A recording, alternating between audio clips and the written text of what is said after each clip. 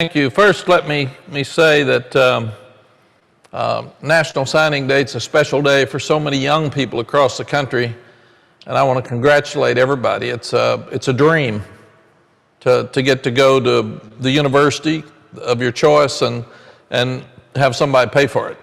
So congratulations to all you young people today that are signing. I wish clarity on you that couldn't get a decision made today, and we'll have that opportunity over the next couple of days, or maybe you wait till February. And for you that didn't get what you want, just keep working, because it changes and people see things differently, and just continue to have hope and continue to make your grades and work really hard to do the things you need to do, and maybe that opportunity will come up for you. And even if you didn't get to go where you want to, there's always avenues, whether it's walk-on or junior college, if you don't get your choice right now. But don't give up. Just keep working. Really excited about this class. I know it sounds like coach speak. Everybody better be excited about their class when they come in and say, man, I'm excited about these new guys. But this is possibly the best recruiting class in our school's history. It's a tremendous class, and it's currently ranked 8th in the country. Today, the individual ranking, which is more important than the overall ranking right now because we only have 17 members signed, is 91.70, which ranks 6th in the country as far as the productivity of each player. So I'm really excited about these guys. 8 of these guys will be coming in early. At one point we thought it'd be 9, but Deuce Caldwell's decided to wait till June, so we'll go over the other 8. And not only is it one of the best athletic classes in the country, it's one of the best academic classes in the country. And I don't think I've ever seen this before, but every player that we signed is team captain. So we're needing leadership. We want that academic confidence, and all of those things are in here. And obviously they're great athletes, or we wouldn't have signed them. 8 on offense and 9 on defense. So we had a very good balance again in our signing classes. The last couple of classes have been smaller than some of our early classes, and that's because a lot of you guys stay, and even with the extra COVID year for many, it makes it more difficult and strange a little bit for roster management, so we have to continue to look at that. 14 of the 17 signees are within footprint. We didn't sign as many from North Carolina this year. We signed 7 from Virginia. But from basically DC to Atlanta is where we're going to get the large majority of our class. And then we went outside for Sebastian Cheeks in Illinois, and Connor Harrell in Alabama, and Justin Kanyuk in Pennsylvania. So there were 3 guys outside of our footprint. And usually those are guys with tremendous grades, where you can go get people who have tremendous athletic ability, but also grades, and they want to be part of the university. There's 5 Under Armour All-Americans.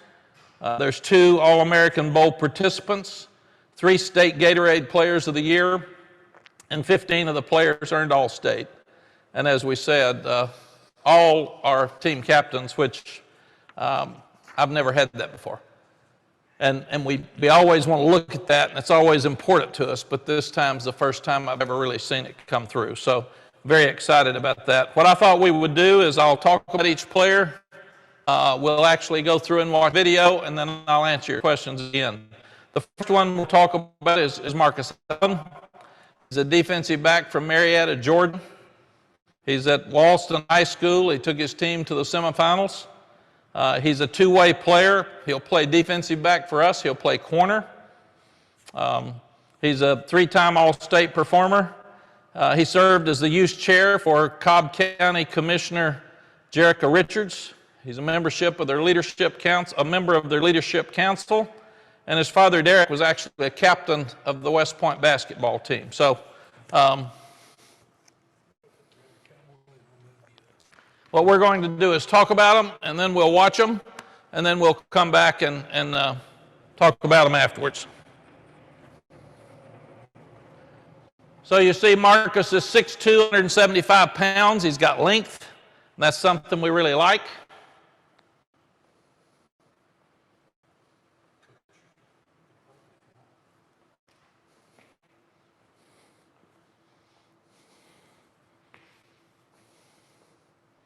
See him at corner down the right side. He's really tall. He catches the ball well. In modern day defense, you're always looking for guys who can force turnovers. He could play receiver. He's got great speed.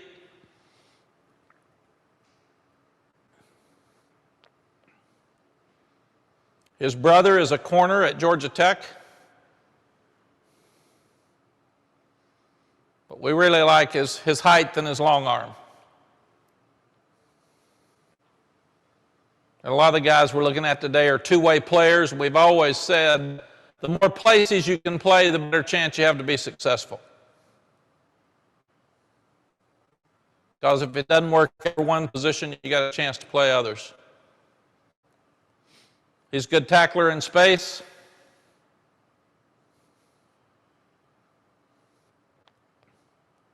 Coaches really like him.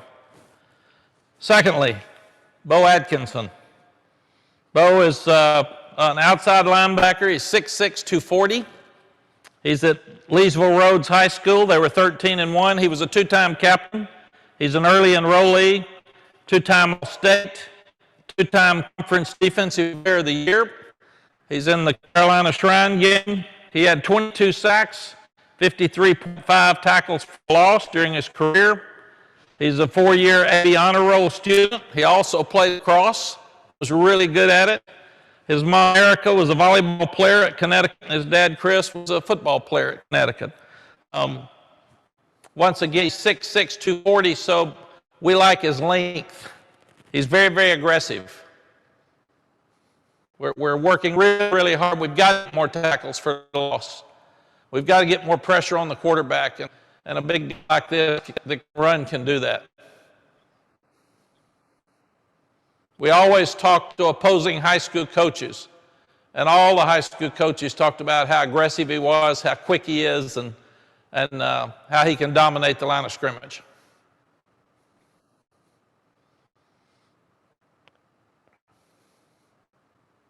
He's right at a 4-point student, but just absolutely dominated in high school. Third one here is Deuce Caldwell. Deuce is 6'1", 215 pounds. Again, he's right at a 4-point student. He is from Malton High School. He was an all-state selection. He's been invited to the North-South game and the Shrine Bowl. He's one of the top 10 players in South Carolina and was also an outstanding basketball player. He has decided not to come in early. He'll come in June. He's a very aggressive downhill player. We're looking for confident guys that can play in space but will come downhill and hit you. And he's very good in space. You can see, they used to say, he gets there fast and he's mad when he gets there. Also played offense, but he was an outstanding basketball player. He can play inside or outside backer. And to play linebacker modern day football, you're going to have to tackle in space.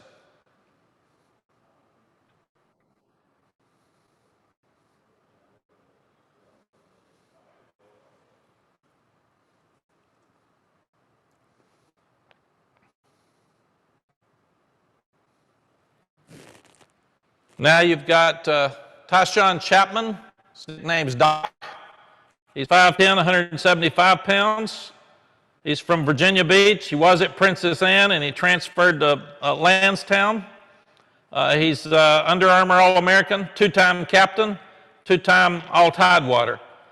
He's a standout in track. He's got a 7.02 time in the 60 meters and a 6.42 time in the 55 meters, so he can fly. And he didn't play this year because he had a knee injury early. He's rehabbed, and he'll be ready to go when he gets in here in June.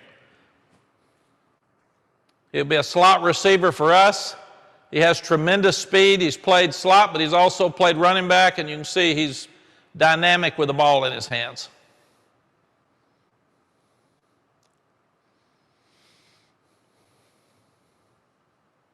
He can catch, but he's so good after contact, after he catches the ball in space.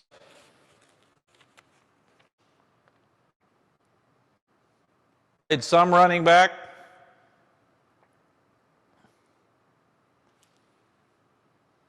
But he's got a chance to score every time he touches it.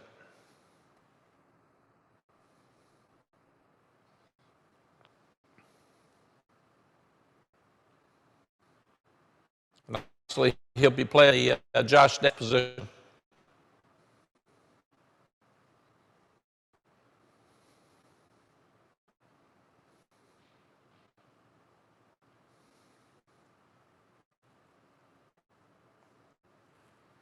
Got Sebastian Cheeks. It was one of the guys that Tommy Thigpen looked at all the national players at linebacker, and he saw Sebastian, and he went after him. He will be coming in January. He's 6'3", 220. He was a track star. He played running back. He played linebacker. Very excited about this young man. His dad was a wrestler at Illinois, and a very good one. And you can see again, he's big, he's strong. We've been a little undersized some at linebacker. He's powerful, he's quick. He was also a track star. He's right at a 4.0. He has already been pre-admitted to our business school. He could have gone anywhere in the country like most of these young people, but he just fell in love with Chapel Hill when he got here. This is him at running back. You can see he could play about anywhere. And he'll be here in 3 or 4 weeks. I think they come in June the 8th.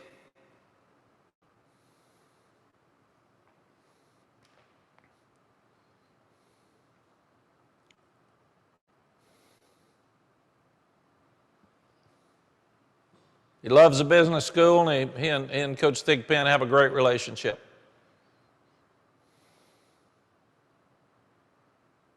And it's good that we're getting to a point where we're known enough nationally we can go to Chicago and get a great player. The next young man is Treyvion Greene. He's 6'7", 345. He will be coming in early. He is also a captain of his team, as we said. He made All-State, 2-time All-Metro performer. He's a member of the National Honor Society, AB Honor Roll. Story's really interesting. He came to our camp 2 years ago from Life Christian High School, and he was 400 pounds, maybe 408 pounds. And he still moved well, but we told him, you got to get down. We can't take you at that weight. He dropped to about 340, 345. He's kept his weight. He's a tremendous young man. He is an early enrollee, so he'll be here in a couple of weeks. You can see here how easily he dunks the basketball to start with. At 6'8", 345. We can see him here. He can play tackle or guard.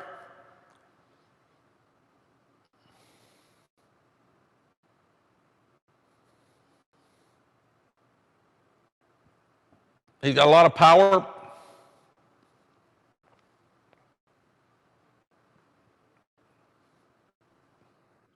He can run. See him here at left tackle.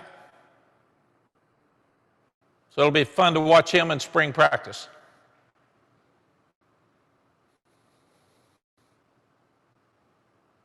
We'll be losing some offensive linemen, some this year, but probably the rest of them next year. Could lose up to 3 this year. So we have to replace some of these guys with outstanding young people.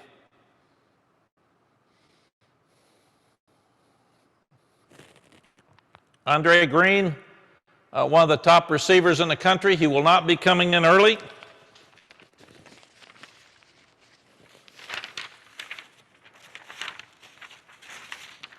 Andre's team was 10-2.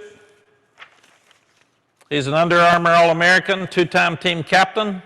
He was the league's most valuable player. He's also an outstanding basketball player and a really high-quality member of their track team. He's got speed.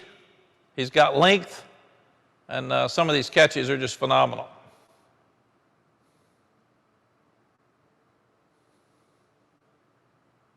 Obviously, this game's gotten to a point where you have to win the outside balls, and he's a guy that can go up and get it, and then he can run off and leave you afterwards. At 6'3", 185, he's got tremendous length. But he's got the quickness to run off, outrun people underneath, and score.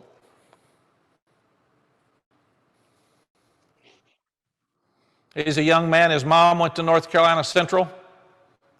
He's loved North Carolina since the beginning. I mean, we always say put two hands on the ball. We may not have to tell Andre that. He catches it with one.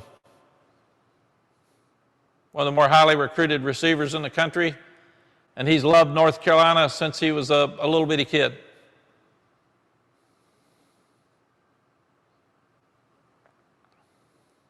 And he and Coach Galloway, again, our coaches have done an unbelievable job. See how many times you just see these over and over again. These are game changers.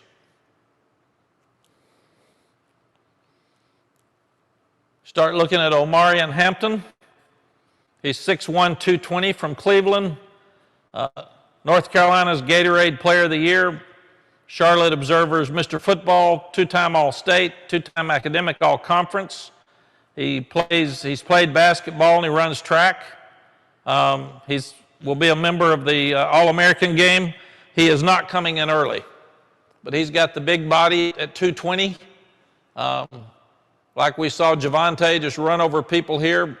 A lot of similarities to Omari when you go back and look at their high school video.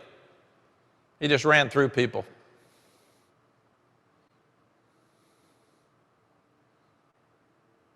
And it's great when you get the best people in the state to stay at home. He's got outstanding hands. Wish he was here for spring practice, but he'll be here in June.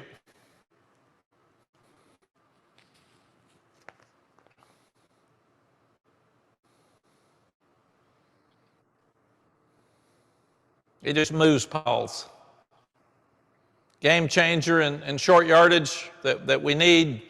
Also a game changer when you're looking at 4-minute offense at the end of the game. Malachi Hamrick, he's from Shelby. He's an early enrollee. He's 6'4", 205 pounds. He just won the state championship the other day. He's a 3-time state champion at Shelby. He's 2-time state title game most valuable player, which is very, very impressive. It's hard to play in a state championship game, much less win 3 in a row and be most valuable player in 2 of them. 2-time All-State. He set the Shelby sack record at 51.5 sacks over his career. When we were recruiting him, he never even looked at anybody else, never took any visits. He was in a hospital when he was 9 years old, and he saw some older man sitting there with a North Carolina hat, and he was staring at it. And the older man said, what are you looking at? And he said, I love North Carolina. That's my school. And the gentleman gave him his hat at 9 years old, and he still got that hat at home. So this is a Tar Heel. He grew up wanting nothing else except to come here. We're needing sacks. He'll be an early enrollee, and watch his quickness here. I mean, he is all over the field. He dominates games.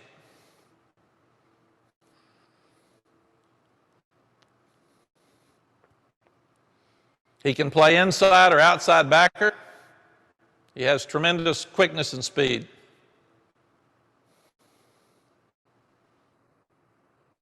He has outstanding instincts. And you can't get 51.5 sacks over your career. Here he is covering kickoffs. He's a great young guy, and like I said, he and his family, it's nothing but Carolina. Never has been. And he was very, very highly recruited.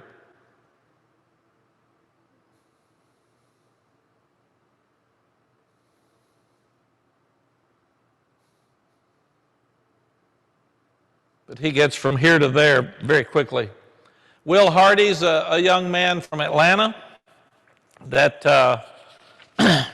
I didn't know about early. We didn't know early in this process how many scholarships we're going to have.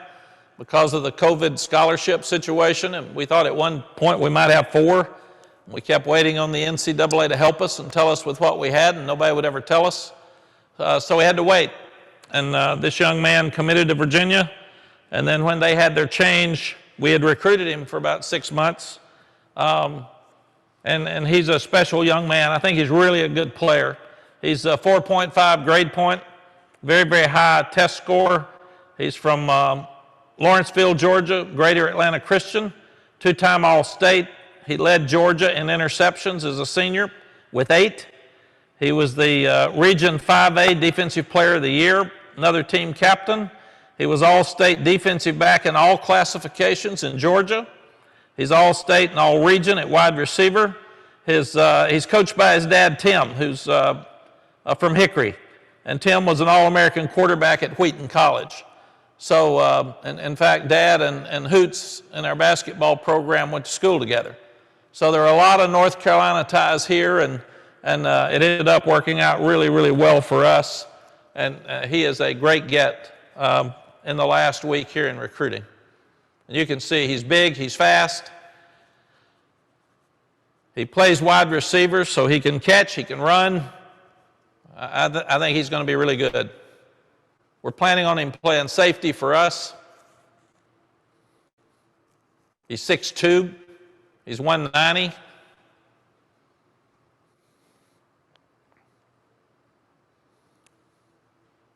Very, very aggressive, and so smart. A few of these guys I don't want to talk to about anything but football. They're too smart for me. But he can run. I think he's been one of the least publicized, outstanding players that we're signing. And we're so excited to get him. You get that kind of height, and you can jump. You're a coach's son. It's really, really fun to watch him. Connor Harrell, another 4.5 student. He's actually the valedictorian of his high school at Thompson High School. They're 13-1. He's an early enrollee. He's 24-1 as a starter at quarterback. 2-time state champion. He's the Alabama Gatorade Player of the Year as a junior. He's the member of the National Honor Society and the Mu Alpha Theta Math Honor Society.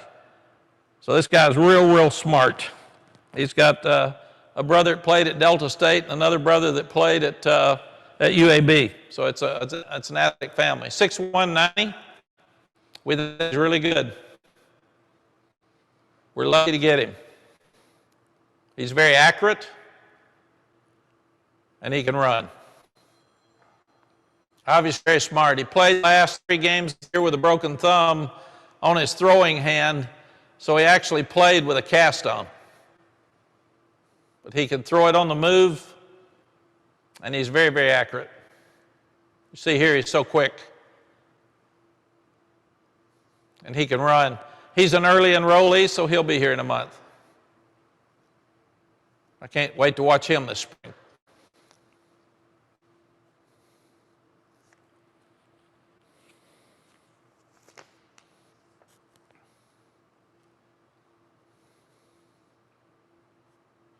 He won 2 state championships. That's pretty good as quarterback.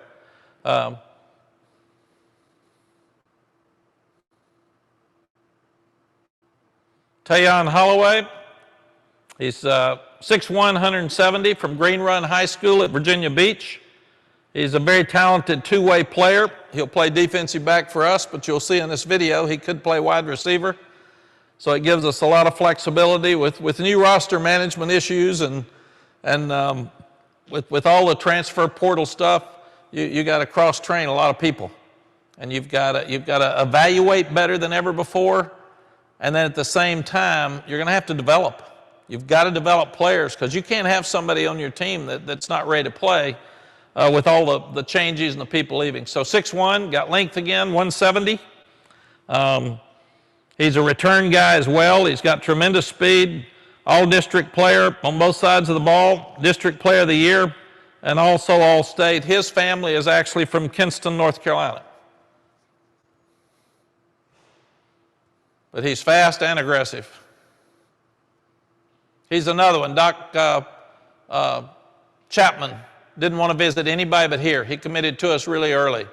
Tayon Holloway didn't want to visit anywhere but here. And you can see with the speed, either he's really, really fast or everybody chasing him slow because he's gone. He made a guy miss him quickly. And like I said, he did not visit another place.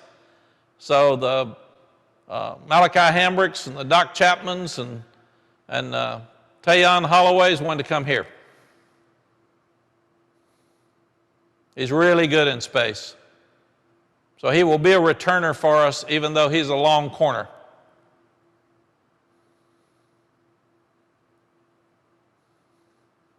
And corners are so important moving forward with the way this game's being played. You got to have pass rushers and you got to have corners.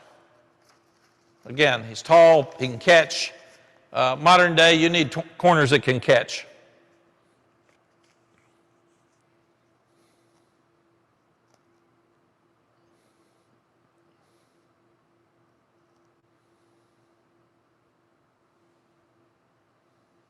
Plays the ball well. Bryson Jennings is 6'6", 240. He's an outside linebacker from Clover High School in Richmond. He had 10 sacks this year in only 7 games. He's an all-state honoree, 2-time all-region, all-metro. He also plays basketball, and he was a regional finalist in the shot put. AB honor roll. His father, Brian, played at Virginia Tech, and he's an NFL player for the Patriots and the Chargers. Again, we're trying to get length, and we've got to get more pass rushers. You can see him at the bottom here. He's number 1. This game's about stopping the run, playing one-on-one outside, and sacking the quarterback, disrupting the quarterback. Had a different number there. Here he's number 1 again. You can see at the top, he's got really good speed for a 6'6" guy. Loves the play. Trying to get guys that can penetrate and affect the quarterback.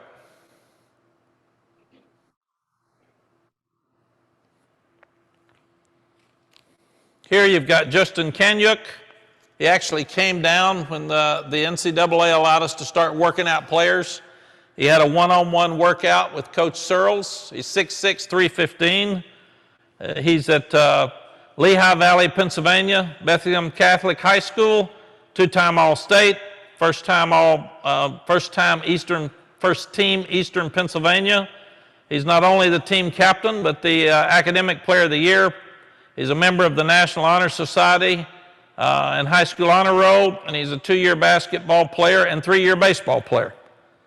So he's a big offensive tackle, could play any of the places, again, tackle or guard. At the left here, but he's athletic enough he could play any of the positions up front. Very smart. He's rated a 4.0.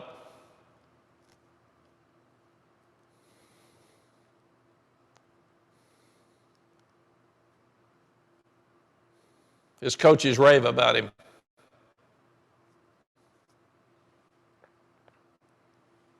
Mom's actually a coach as well.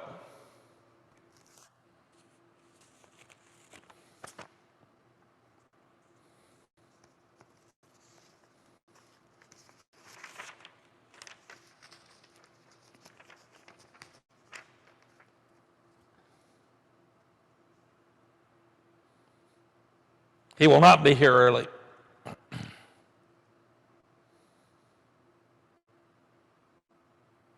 Okay, you've got 3 more. George Pettaway, 5'11", 190 from Suffolk. He is early enrollee, Under Armour All-American game, 3-time All-State, All-Conference, All 757. He was runner-up for the Gatorade Player of the Year. He played basketball for 2 seasons. He was All-Conference. He was an avid chess player. At the house, I saw him playing chess with Coach Bly, and it wasn't fair. Let's just put it that way. I hope Gray let him win on purpose, but it wasn't fair.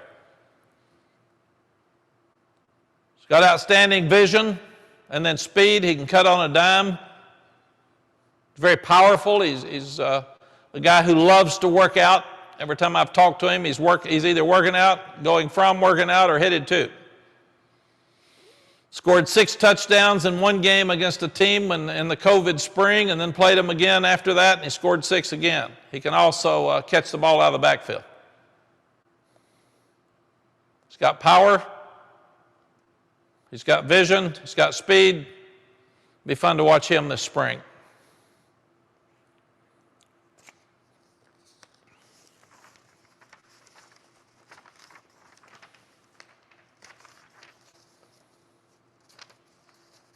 He's a very positive young man from another good family and captain, but with all the COVID stuff and they didn't get to play as much as they wanted to, he never griped about anything. He just kept playing. Another guy that was very, very highly recruited, but he loves this place.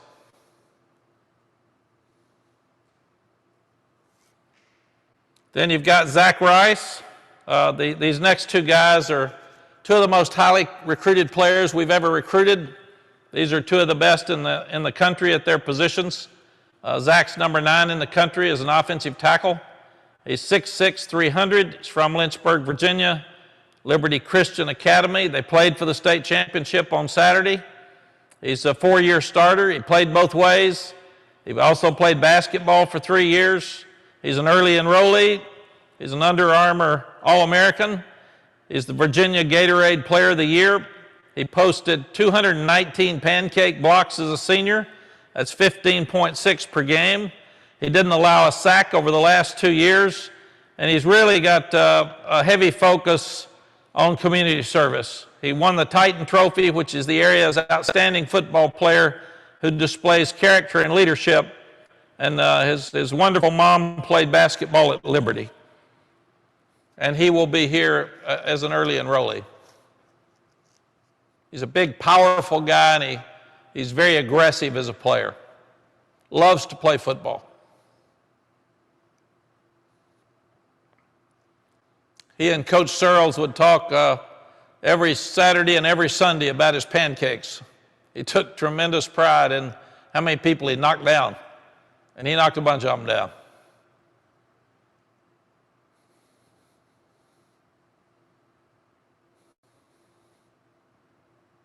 So really looking forward to watching all these 8 young guys come in the spring, but watching Zach come and hop in our offensive line along with Treyvion Greene.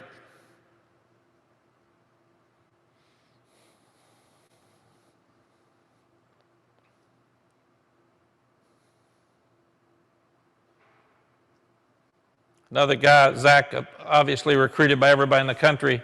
And then last and sure not least is Travis Shaw. He's the number 2 defensive lineman in the country. He's 6'5", 330. He's from Grimsley High School in Greensboro. He won the state championship last year as a junior in Kenan Stadium. He's an early enrollee. He is, I think, listed the number 1 player in the state, but the number 2 nationally.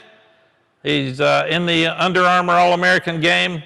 He's all-state performer and state champion. He's also the Metro 4A Defensive Player of the Year, 4-time All-Area and All-Conference player, a member of the AB Honor Roll, team captain again. He also played basketball, and probably most uniquely about Travis is he hurt his shoulder, and he didn't get to play through the first 5-6 games of the year. And being the highly recruited player he was, he could have laid out, but he didn't. He went back and fought to help his team instead of opting out at the end, trying to help his team win another state championship. So he's a leader in the community, tough as nails. So these guys are going to be fun because they're leaders, they're aggressive, they're confident, and can't wait to get them in here. Jeremy, if you'll bring the... Oh, excuse me. You don't miss these. You can see him at the top left there. He just knocks people down. Coach Cross will be saying, "Good job, Travis." That's 6'5", 330, 340 pounds. And they played him on the edge a lot. Guys just couldn't handle him. This one's harder to see, but you can still see him coming off the corner. Got a great personality. A lot of these guys will be tremendous leaders. Here at that size, he bats the ball down on the goal line. He bats it up, intercepts it, and starts running with it.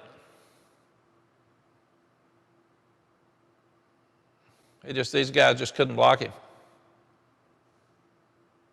Recruited again by everybody in the country.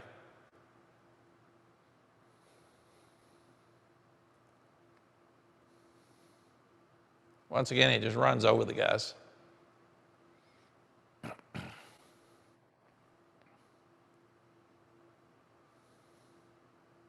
Playing him outside, standing up. Watch his speed here, coming off the corner. We'll play him inside. That's a big man. He can really run. Okay.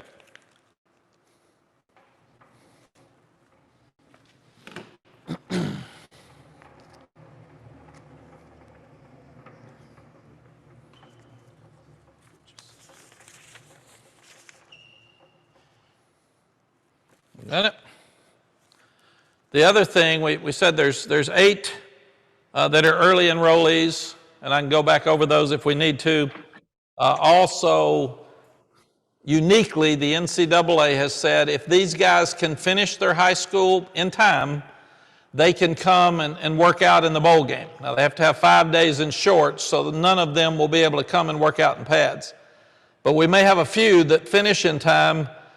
They can come down. They can't get the bowl gifts. They can't go to the bowl game, but they can work out in shorts. They can be in all the meetings. They can move in their dorm. They can get their roommates. They can leave their stuff here when they come back in January, if they're January enrollees only, and get some workout time, and then we can actually help them get back home. So we feel like that we'll have 4 or 5 of those. When we know exactly who those are, Jeremy will get you those as well. But really, really excited about the class. You can see why. They're smart, they're high character, they've got tremendous families, 17 captains, 17 therefore leaders. They're aggressive. Can't wait to get them in here and take the next step. We said right now we had an okay recruiting class the first year.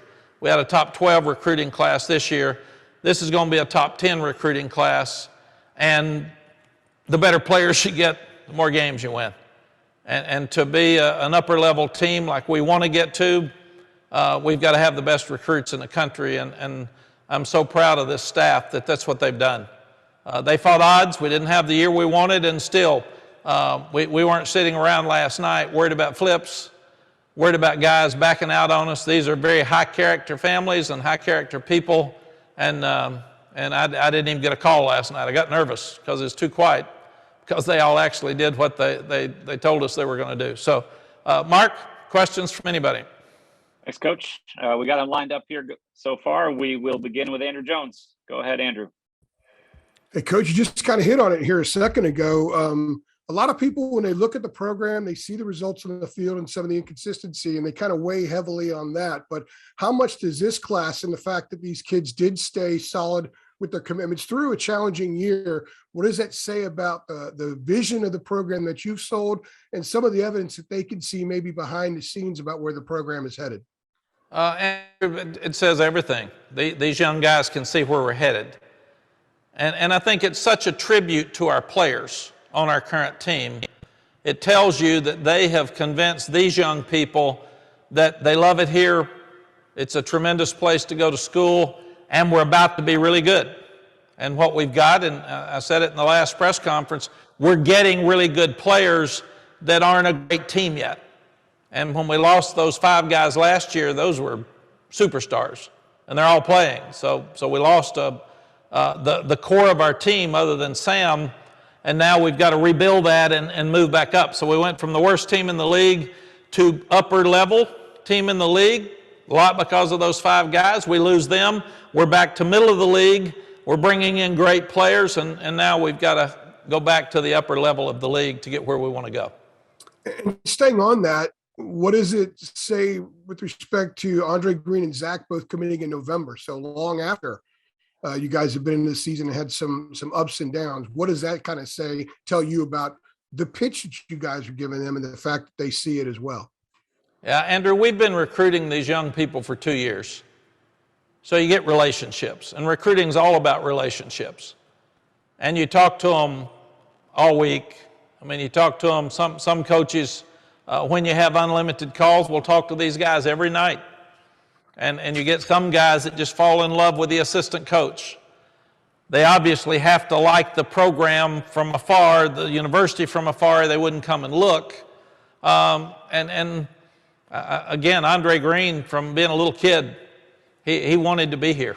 I mean, this was his place, and maybe because Mom ran track over at Central, and maybe she grew up liking the place, and he's close to home. Zach Rice was Andre was a fight, but Zach Rice was a fight as well, because those two guys were recruited by everybody in the country, and when you see that they chose us, that just shows you what two of the best players in the country thought about the future of this place and where we're headed. So I'm so excited that they would trust us. I'm even more excited that our players would be honest with them, and they saw enough here that they wanted to come, because we're competing with the best football playing universities in the country. And it was just like Andre Greene. We're sitting there in his school last week, a couple of weeks ago, and his dad said, we looked at just football schools and we threw them out. We looked at just academic schools, we threw them out. And we looked in the middle here, and the University of North Carolina was a great academic school that we feel like has a chance to win all the games. And I think that's what you have to do. This place is special. And what we've got to do as coaches is keep raising the level so we can win all the games, and then we're going to continue to recruit like this every year. Thank you. Thank you, Andrew. Okay, let's go to Dina King. Hey, Coach, got a question about a couple guys, two big five-star elite guys in the trenches. How important was it to land Travis Shaw, who the #1 player in the state? You talk about keeping guys in state, and then going to Virginia and landing their #1 player in the state in Zach Rice. Yes, Dina, thank you. It's a great question, and I missed this in the opening. Zach and Travis are very good friends, and it was just a year where things happened well for us. They were playing on the same Pee Wee teams when they were 12 and 13 years old. Travis sent me a picture the other day that I'll try to get Jeremy to get to you, of Zach and Travis competing as 12 and 13-year-olds. And then I think they played on some basketball teams together. So those two grew up being really good friends. Both of them have aspirations of being pro players, and they want to compete against each other in practice. So they've laughed about, man, I want to go against the best every day. And those two are two of the best that play in college football. So it really, really helped us that they had a relationship. You start looking at Travis's family.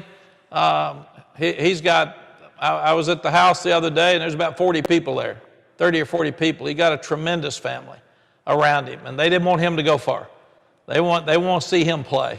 And I think that was a key factor in this. And he's such a guy that takes pride in Greensboro, and he takes pride in Grimsley High School. It was so proud when he won the state championship in Kenan Stadium. But he's about this state, and he wants to be one of the best players to ever play here, but also play in this state. And then Zach just kind of grew with us. He fell in love with Stacy Searles. He loved the fact that the Giants offered Stacy a job last year. Stacy got some coordinator offers. You start looking at Stacy's resume with the number of NFL players he's coached.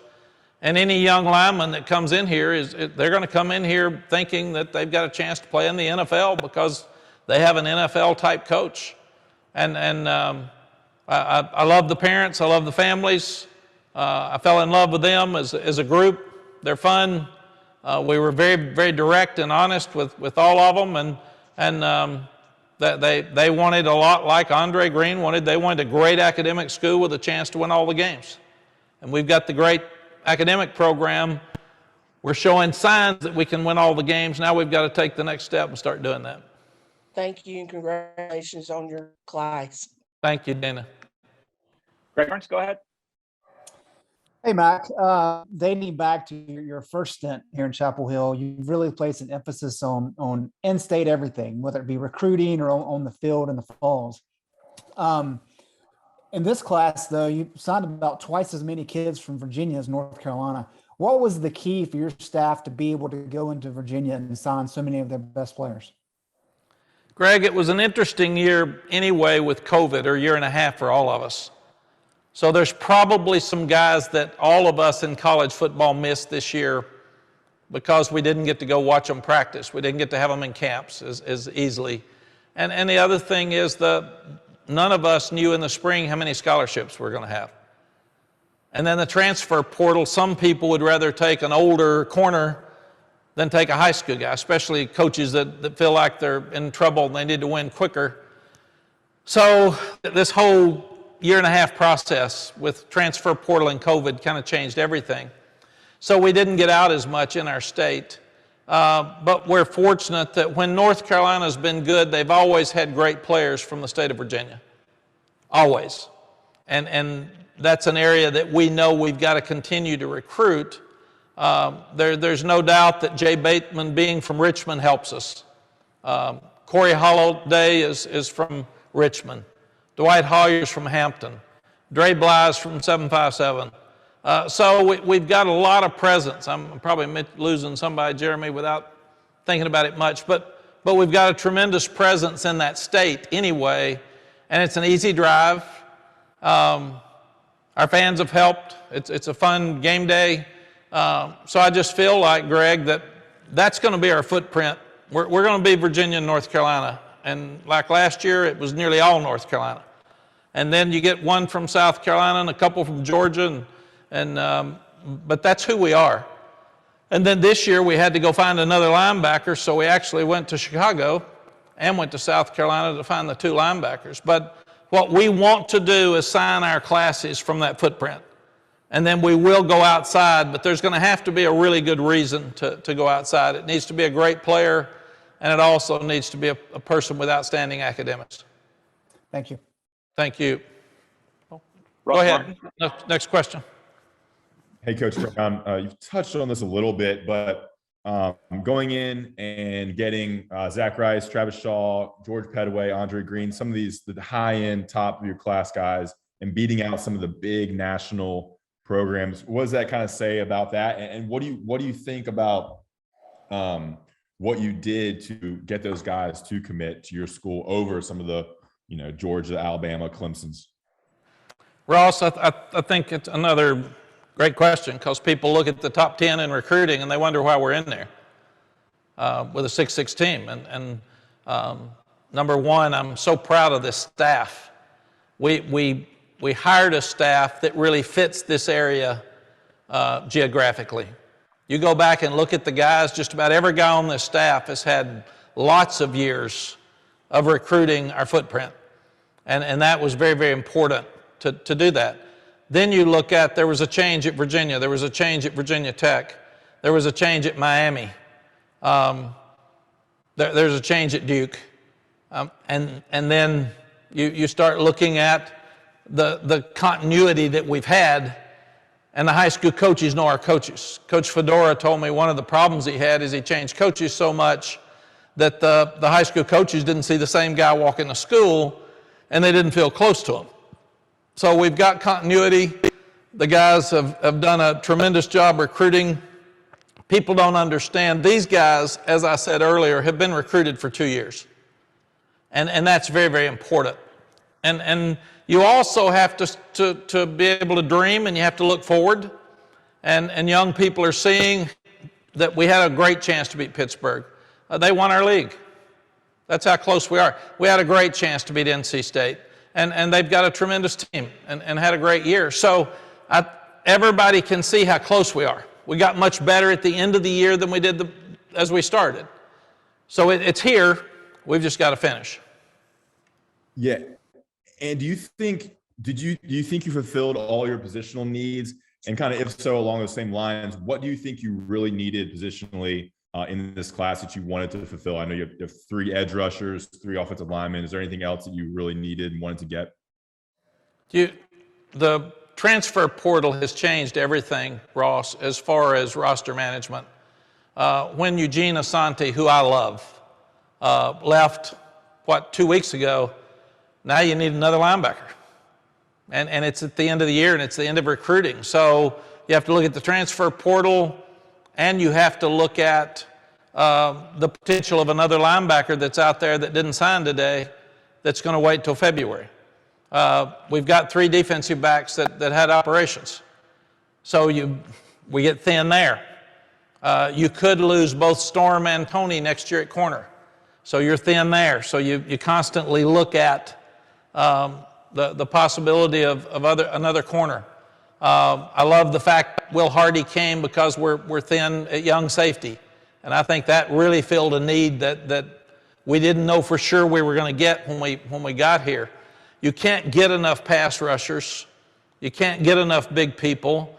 We feel good about our quarterback room moving forward. We feel like the 2 receivers that we got were really, really good, but we lost 2 receivers during the year. So do we need one more? And we'll have to look at that. And is there still one out there that didn't sign? Or again, do you be more aggressive with a transfer portal? There's 2 or 3 things that we've talked about, Ross, this week. Number 1, transfer portal changes everything. And you've got 3 or 4 different things that happen with a transfer portal. You've got some guys that are going to quit during the middle of the season. That affects your depth and roster.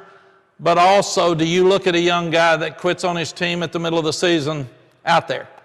So that's one thing you have to decide. Secondly, you've got a guy that loses his coach, whether it's a coach retiring, whether it's a coach leaving, or a coach getting fired.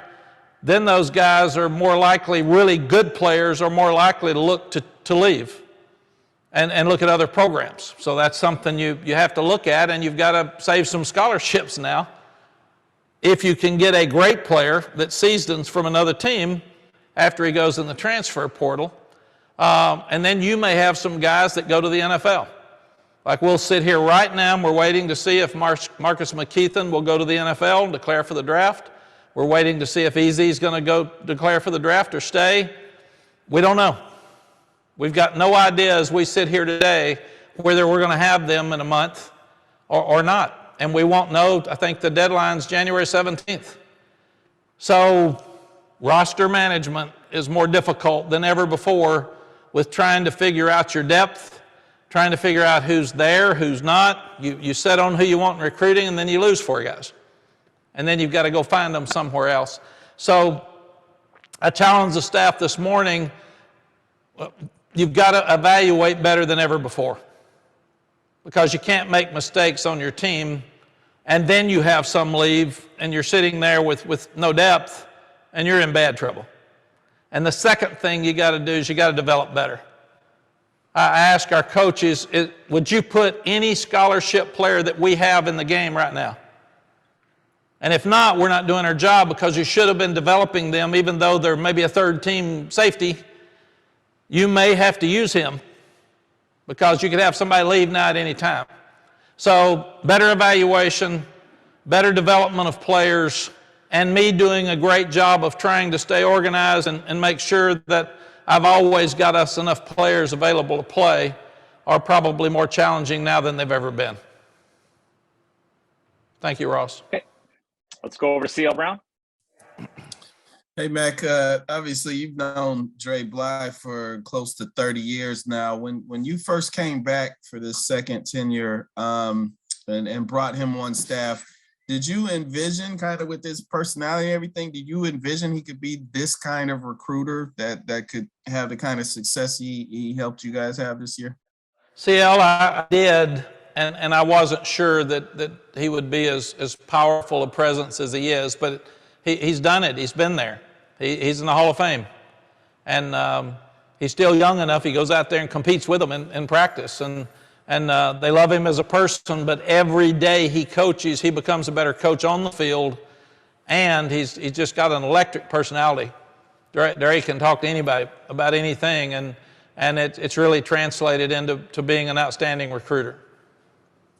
And from your experience, how I know you guys don't go into homes telling kids they can play as a freshman, but is there a certain percentage of kids in this class or any incoming class that you take in that you expect, hey, we're going to have to play, X amount? Yes, CL, and we try not to tell them. Very seldom. We can say, here's where we see you, but you're going to have to earn your right to play. You're going to have to compete every day, and that's different in some cases in high school. And it's a little bit different. A five-star basketball player can play a lot sooner in some cases than a five-star football player because it's just different. You've got to be more physical in football in some cases than you do basketball. And so we have to be careful that when we bring a five-star in or a four-star in and they've got all this publicity, they're just not going to walk in there and play. They have to learn. And that's something that we talk to every young person about. We're working so hard right now in bowl practice. We have 14 practices. We're working really, really hard to have a spring practice with our young ones now, and that'll give us such an advantage over people who aren't coaching their team right now, because then we'll get another 15 days in the spring. So that's 29, 30 days that other people don't have that we have to get better. All right, we'll close up today. We got one more question from Aaron Beard. Go ahead, Aaron. Hey, Mack, this is sort of unrelated to signing day as much as COVID right now. Are you guys planning on any special precautions to deal with protocols with these, the higher tests we're seeing in the pro leagues and some college basketball games getting canceled of late? Yeah, Aaron, it's great timing for the question, because we had a long talk about it in the staff meeting today. For whatever reason, it's just all back out there and it's popped up, and we wear a mask everywhere we go, and we've been very, very careful, and knock on wood with luck, but we haven't had one guy that didn't get to play this year because of COVID. And I've told the guys, just be really, really careful. If we're not careful across our country, we get careless, get a little sloppy, because we're okay. We're not seeing as many sick people in our families and our homes, and then it bites you. So we're really challenging our guys to step up and do that. But our doctors have been good. Our protocols have been in place for now probably 2 years, I guess, Aaron. I thought we'd be through with masks by summer, and here we are. And it's funny, I go to different parts of the country in recruiting, nobody's wearing a mask. I mean, they don't seem to even know there's a virus. And then I go to other places and you can't get out of your car without having your mask. So we're all over the place as a country, but we're being very, very careful here, and we're asking our players to do it. And the large majority of our team is vaccinated, and our staff. So we feel like that helps us and makes it safer as well. Just to follow up, do you anticipate maybe doing any additional protocols or measures, or you're just going to kind of stick with what you've done to this point, it sounds like? Aaron, we're going to keep doing what we're doing because it's working. And all we're doing, like in the morning, I'm going to show everybody that popped up today from a pro team, or I saw Cornell University shut down and for some reasons, and all of COVID, they cut down some of their stuff. So we put that up on the board every morning and say, guys, this is real. It's out there. This pro team has 8 that can't play. This head coach isn't going to be able to coach this weekend. So don't let up. Be really smart and be really careful. And then we won't practice Saturday. We'll have meetings in the morning. When you're off in the afternoon or Saturday night, don't put yourself in jeopardy. Let's be really smart and be really careful. Thank you. And Mark, if I could say one other thing before we close it down, kind of to CL. One of the things that's happened, CL, to help our recruiting so much, I believe, is our first year you get a guy like Sam Howell, and he flips from Florida State, and he made it okay for all the other kids to come, and a Desmond come that was a really highly recruited guy, and then you get the next year you got guys like Javari Ritzie and Ra Dilworth and Keyshawn Silver. They're being recruited by everybody in the country. Diego Pounds, and I'll miss some. I don't have a list in front of me. But so all these guys start saying, hey, man, let's stay at home. Let's stay at home and win big here. And then last year you get Tony Grimes to join that. And that makes it okay for these other kids because it's cool when the best players in your state choose North Carolina. It's cool for you to say, man, I need to look at that. What's going on there? I want to go be part of this. And I really think a lot of that's what's happened to us. And then a Tony comes here and has success. Dez is having great success. And Ritzy's playing as a freshman. And Sam's been one of the best quarterbacks in the country. Then Drake May commits to Alabama and he flips and comes here. So everybody says, why is that, man? Let's go look. And I think that's probably as much to do with our recruiting right now as anything else. Now, the university stepped up. We've got brand new facilities, which we can go over next time we meet. We've got a new training room that's going to start in the spring. We're going to redo our players' lounge. We're redoing an outdoor area. That's phase one. Phase two, we're redoing a weight room. We're going to build an 18,000 square foot weight room. And phase three, we're going to end up redoing our complete locker room and making it really twice as big as it is right now. So the university stepped up. Our fans and boosters have stepped up, and they've given us a lot of money to do the things we need to do, even during COVID. They see that our guys are playing hard. They see they're having fun. We're having academic success. But still, the Sam Howells, the Drake Mays, all those Tony Grimes, all those guys coming, everybody looks, and they're on Twitter all the time now. We got social media. So they're saying, man, let's go look. There must be something there. And then Sam tells them why he came. Drake tells them why they came. Our players are our best recruiters. And I will actually show them the video you just saw in the morning at our team meeting before practice and thank them for the recruiting that they did for us. Great. Thanks, Hey, Coach. Mark. Appreciate it. Thanks so much. Thanks. You all be safe, and I'll see you in a week.